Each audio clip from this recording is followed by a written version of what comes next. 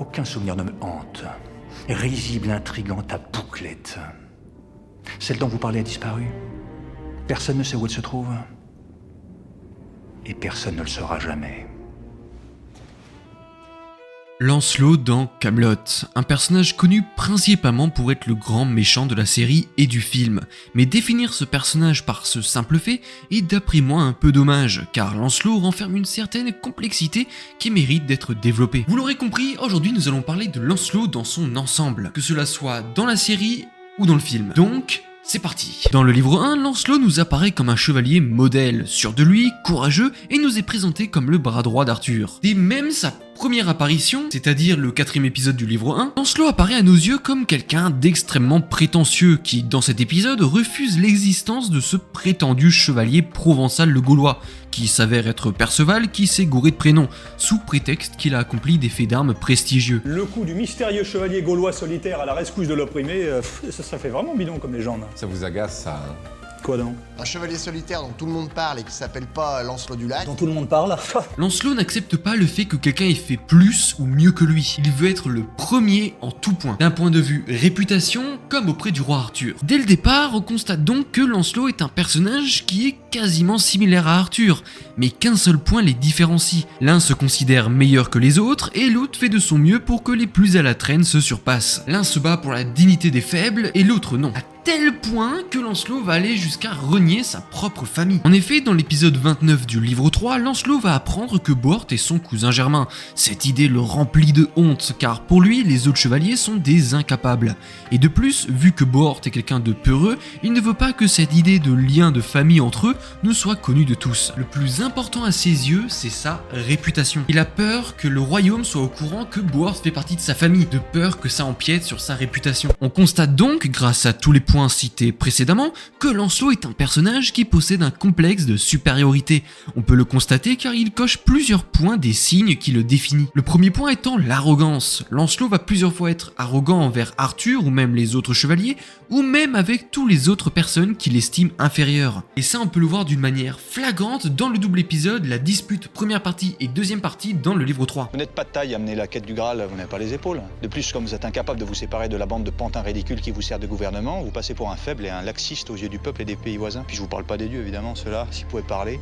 Enfin bref, voilà, je m'en vais. Le deuxième point étant la vantardise. Lancelot à plusieurs reprises va insister sur ses faits d'armes, et cela surtout dans le livre 6 où il va inciter Caradoc à parler de lui partout où il passe, mais aussi lors du recrutement des chevaliers à la taverne. Vous vous souviendrez? Je m'appelle Lancelot du Lac.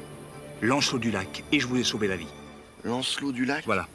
N'hésitez pas à raconter ça partout où vous passez, hein? Il a surtout un manque énorme de reconnaissance. Il veut qu'on parle de lui partout, et même être le bras droit du roi. C'est d'ailleurs ce manque de reconnaissance que Méléagant va utiliser pour le contrôler. Méléagant va venir pour l'aider, avec des gros guillemets, au moment où Lancelot est au plus bas, afin de pouvoir flatter son ego et son manque de reconnaissance et pouvoir, par ce biais-là, avoir sa confiance et l'utiliser comme bon lui semble. Mais en dehors de ce manque de reconnaissance et son complexe de supériorité, c'est son amour presque obsessionnel pour Guenièvre qui va le pousser à la folie. Lors du livre 4, Guenièvre est parti pour le rejoindre dans son camp en forêt, à cause d'Arthur qui l'a trompé avec Mévanoui, sans se soucier des lois et des dieux. Mais l'élément déclencheur qui va faire plonger Lancelot dans la folie, c'est lorsqu'Arthur va venir pour délivrer Guenièvre à la fin du livre 4. Le coup fatal. Lancelot, lorsqu'il est revenu au camp, en le voyant désert et Guenièvre parti, il devient fou de rage et de chagrin. Et cela se soldera par une longue descente vers la dépression, allant même jusqu'à vouloir mettre fin à ses jours au début du livre 5. Mais comme dit précédemment, c'est dû au fait que Lancelot se trouve au plus profond du gouffre que Méléagant va réussir à contrôler Lancelot comme bon lui semble, en comblant son manque de reconnaissance. Flatter son ego pour réussir à le manipuler ensuite. Maintenant, à cause de Méléagant, Lancelot n'a plus qu'une chose en tête: tuer Arthur. Chose qu'il n'a jamais voulu faire sans raison auparavant, car souvenez-vous, si Lancelot a eu l'idée de tuer Arthur lors de l'épisode 37 du livre 1, c'est uniquement car c'est la loi. Qui veut la femme d'un autre chevalier, le mari doit tuer. Lancelot auparavant n'a eu qu'une seule fois envie de tuer Arthur, mais uniquement parce que c'est la loi. Lancelot a réussi à avoir Guenièvre dans le livre 4 sans faire usage de la force, mais l'élément déclencheur qui l'a fait donner envie de tuer Arthur sans raison valable, c'est tout simplement Méléagant. Et si vous en souvenez bien, même quand Méléagant a insisté pour que Lancelot tue Arthur, eh ben il a refusé. Mais au bout du compte, Méléagant a réussi à convaincre Lancelot de tuer Arthur.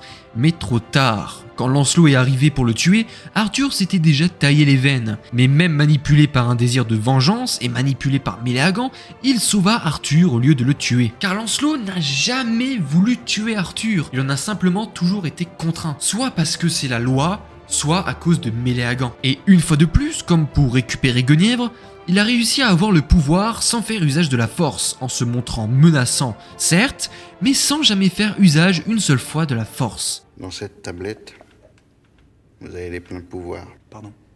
La forteresse de Camelot, le royaume de l'ogre, la fédération bretonne, la table ronde, la quête du Graal.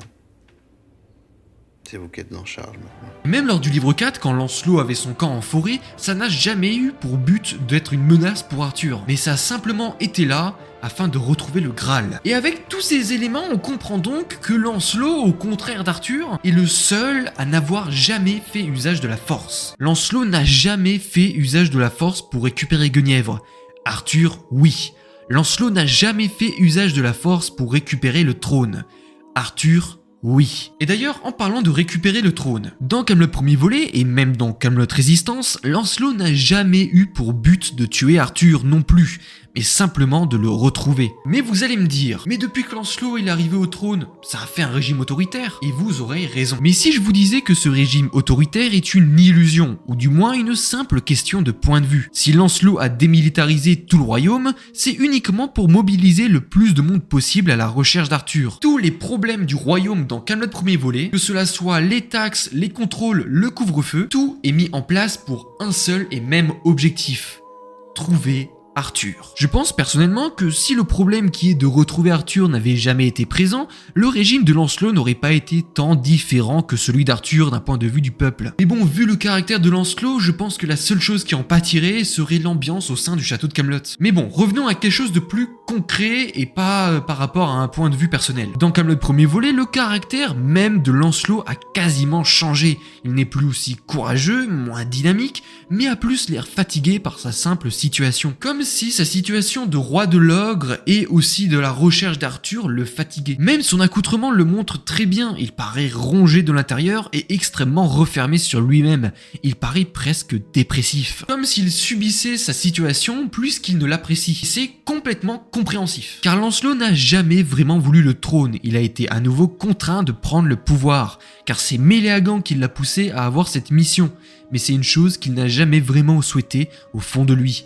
Méléagant s'est servi de Lancelot comme un jouet. Que cela soit pour tuer Arthur ou prendre le pouvoir, Lancelot ne l'a jamais vraiment souhaité. Dans toute cette histoire, Lancelot n'a été que la marionnette de vengeance des dieux. En aucun cas, tout ce qui se passe, Lancelot ne l'a souhaité. Tout, absolument tout, est à cause de Méléagant. Même lors de la scène de combat entre Lancelot et Arthur, Lancelot est simplement en position de défense. Même quand visiblement il aurait pu le tuer, il n'a rien fait et a préféré rester au sol. Mais son sentiment de supériorité est toujours bien là. Il préfère traiter Arthur d'incapable pour satisfaire son ego, plutôt qu'admettre que même lui n'a pas réussi à le tuer quand il en avait l'occasion. Car tout simplement parce qu'aucun des deux n'a envie de la mort de l'autre. Au bout du compte, Lancelot est un personnage au caractère fort et prétentieux, mais durant toute l'histoire ne fait que suivre le bon vouloir des dieux.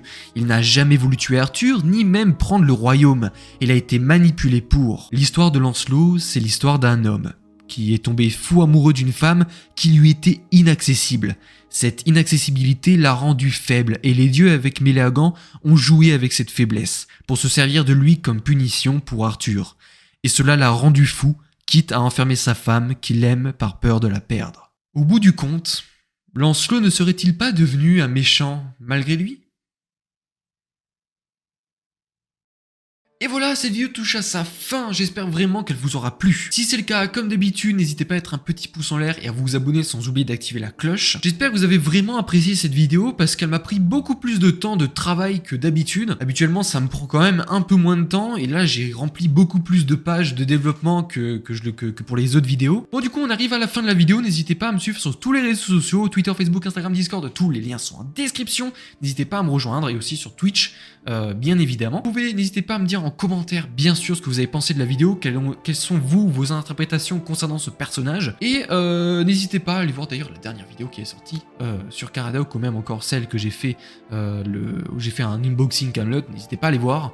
Quant à nous, on se retrouve la prochaine fois pour de nouvelles aventures arthuriennes, ça va sans dire. Allez, ciao!